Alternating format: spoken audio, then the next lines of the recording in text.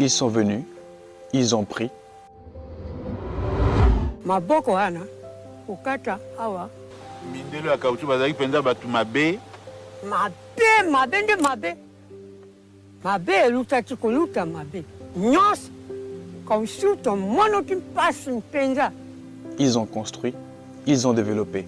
Après tout, si Léopold II a pu entreprendre tout ceci, c'est grâce à la richesse du Congo, au sang des Congolais. Nous sommes venus, nous avons pris, nous apprenons, mais qu'avons-nous ramené? Chers compatriotes, chers frères et sœurs d'Afrique, il est temps de prendre conscience de notre rôle crucial dans la reconstruction et le développement de notre cher pays, le Congo, et de notre continent, l'Afrique. Chaque Congolais, chaque Africain de la diaspora, quel que soit son niveau d'études, peut apporter sa pierre à la renaissance de notre pays et de notre continent, que ce soit par ses connaissances, ses compétences ou sa culture. Les intelligences qu'on envoie à l'étranger, faisons-nous un suivi de retour avec des promesses réalisables? Avec ces deux collègues excellencia qui viennent de Kananga, ils sont tous trois le premier de leur promotion, une promotion de 141 étudiants à l'université de Toulouse en génie civil.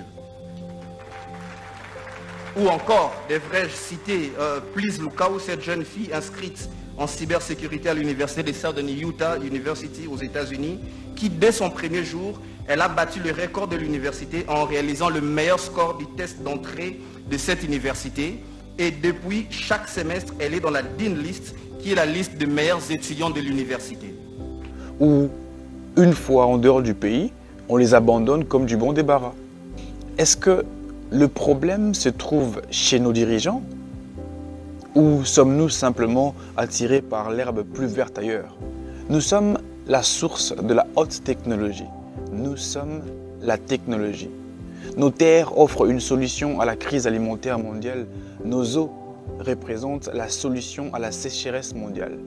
Notre démographie croissante est une puissance. Le Congo lui-même détient 70% des richesses utilisées dans la technologie actuelle.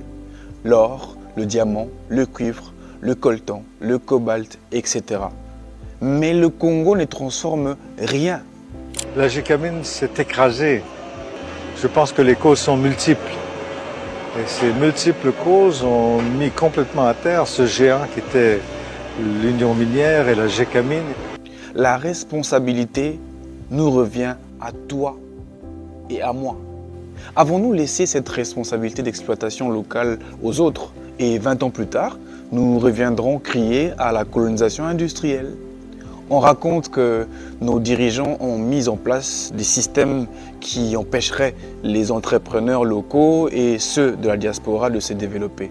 Si c'est vrai, nous espérons un changement imminent de la part de nos autorités. Si cela est faux, alors prenons le risque. L'Afrique a besoin de chacun de ses enfants, de ce qu'on est, de ce qu'on a appris et de ce qu'on a oublié de ramener. C'est maintenant que l'Afrique a besoin de ses enfants.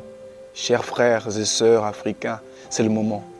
Je ne parle pas d'un monde divisé où seul l'Africain règne en maître, mais d'un monde où chaque race respectera l'autre et vivra en parfait équilibre. Un monde où le bonheur de l'Africain fera la joie de l'Occidental, la paix de l'Occident fera la joie de l'Afrique.